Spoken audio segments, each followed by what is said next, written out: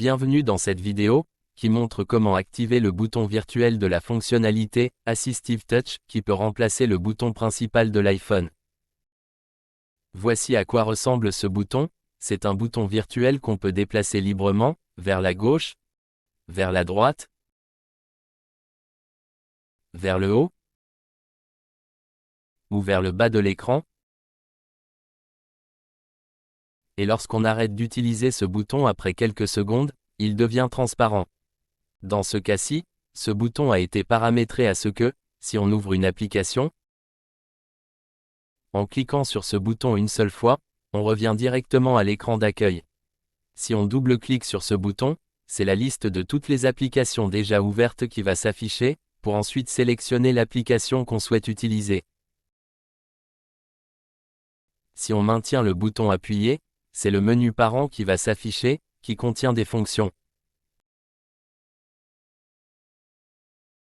Maintenant, on va voir comment activer la fonctionnalité Assistive Touch, et comment la personnaliser, pour faire apparaître ce bouton virtuel à l'écran de l'iPhone. Premièrement, on va dans Réglages. On va chercher Accessibilité.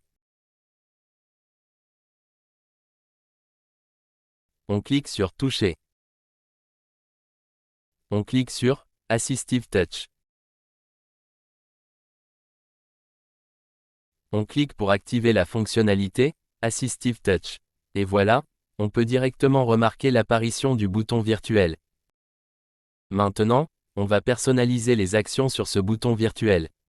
On clique sur Simple toucher pour personnaliser l'action lorsqu'on clique une seule fois sur le bouton virtuel. Dans ce cas, on choisit Accueil pour que lorsqu'on clique une seule fois sur ce bouton virtuel, on revient directement à l'écran d'accueil, sans fermer l'application en cours. On clique sur Double toucher pour personnaliser l'action lorsqu'on double-clique sur le bouton virtuel. Dans ce cas, on choisit Sélecteur d'app pour que lorsqu'on double-clique sur ce bouton virtuel, c'est la liste de toutes les applications déjà ouvertes qui va s'afficher. On clique sur Appui long pour personnaliser l'action lorsqu'on maintient le bouton virtuel appuyé. Dans ce cas, on choisit Ouvrir le menu pour que lorsqu'on maintient ce bouton virtuel appuyé, c'est le menu Parents qui va s'afficher, et qui contient des fonctions, qu'on va voir ensuite comment le personnaliser. Maintenant, la dernière étape, on clique sur Personnaliser le menu Parents. Voici comment va apparaître le menu Parents, lorsqu'on maintient le bouton virtuel appuyé.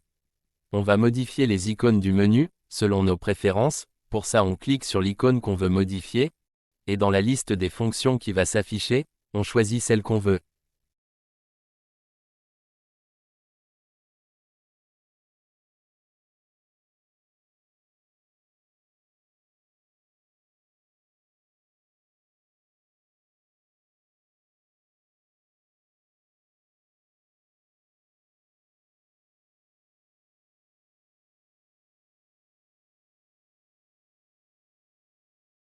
On peut modifier le nombre de boutons du menu en utilisant les boutons plus et moins. Une fois qu'on a terminé, on clique sur Retour.